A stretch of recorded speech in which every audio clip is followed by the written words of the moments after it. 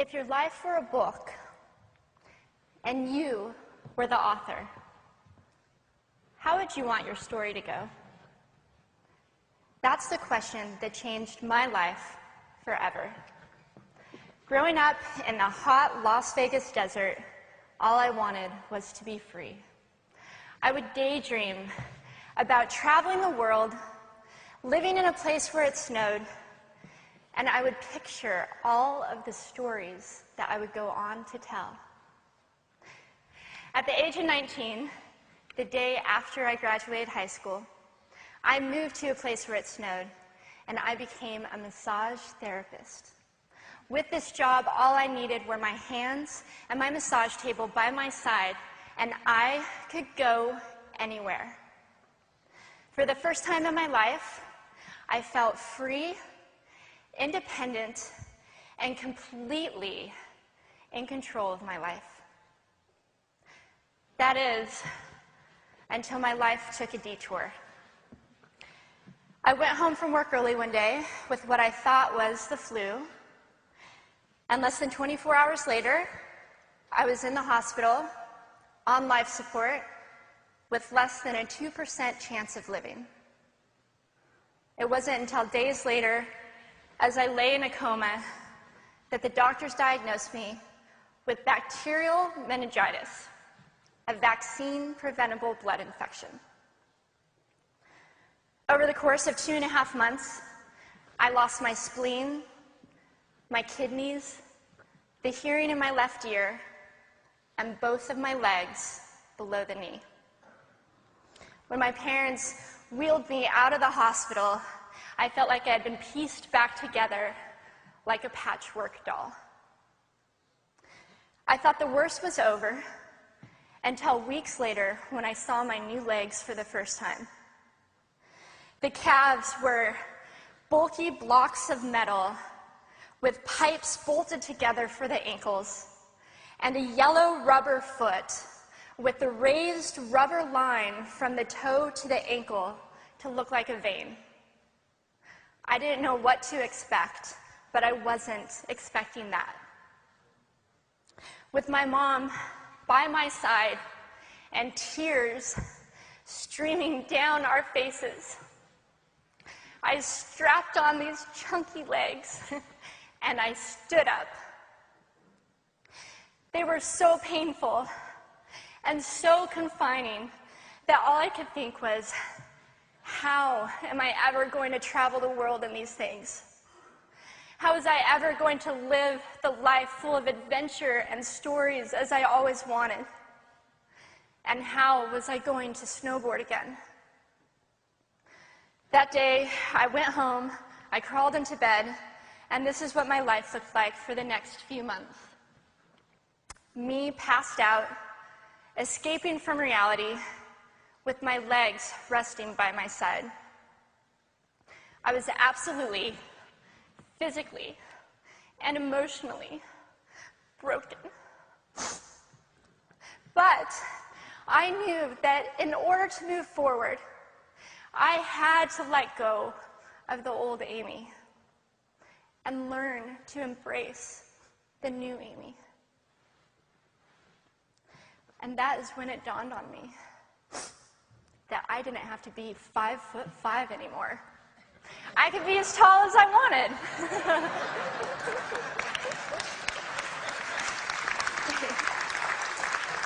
Or as short as I wanted, depending on who I was dating. And if I snowboarded again, my feet aren't going to get cold. And best of all, I thought, I can make my feet the size of all the shoes that are on the sales rack. And I did. So there were benefits here. It was this moment that I asked myself that life-defining question. If my life were a book and I were the author, how would I want this story to go? And I began to daydream. I daydreamed like I did as a little girl. And I imagined myself walking gracefully, helping other people through my journey, and snowboarding again. And I didn't just see myself carving down a mountain of powder, I could actually feel it. I could feel the wind against my face and the beat of my racing heart as if it were happening in that very moment. And that is when a new chapter in my life began. 4 months later, I was back up on a snowboard. Although things didn't go quite as expected, my knees and my ankles wouldn't bend, and at one point, I traumatized all the skiers on the chairlift when I fell, and my legs, still attached to my snowboard, went flying down the mountain. And I was on top of the mountain still.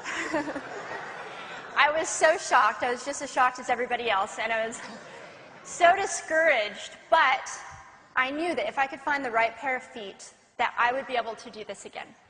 And this is when I learned that our borders and our obstacles can only do two things. One, stop us in our tracks, or two, force us to get creative. I did a year of research, still couldn't figure out what kind of legs to use, couldn't find any resources that could help me. So I decided to make a pair myself. My leg maker and I put random parts together, and we made a pair of feet that I could snowboard in. As you can see, rusted bolts, rubber, wood, and neon pink duct tape. And yes, I can change my toenail polish. It was these legs and the best 21st birthday gift I could ever receive, a new kidney from my dad, that allowed me to follow my dreams again. I started snowboarding, then I went back to work, then I went back to school, then in 2005 I co-founded a nonprofit organization for youth and young adults with physical disabilities so they could get involved with action sports. From there, I had the opportunity to go to South Africa, where I helped to put shoes on thousands of children's feet so they could attend school.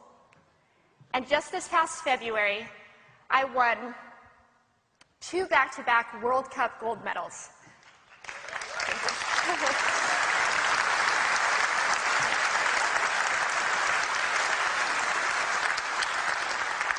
Which made me the highest-ranked adaptive female snowboarder in the world. 11 years ago, when I lost my legs, I had no idea what to expect. But if you asked me today if I would ever want to change my situation, I would have to say no. Because my legs haven't disabled me. If anything, they've enabled me. They've forced me to rely on my imagination and to believe in the possibilities. And that's why I believe that our imaginations can be used as tools for breaking through borders. Because in our minds, we can do anything, and we can be anything. It's believing in those dreams and facing our fears head on that allows us to live our lives beyond our limits. And although today is about innovation without borders, I have to say that in my life, innovation has only been possible because of my borders. I've learned that borders are where the actual ends, but also where the imagination and the story begins. So the thought that I would like to challenge you with today is that maybe instead of looking at our challenges and our limitations as something negative or bad, we can begin to look at them as blessings.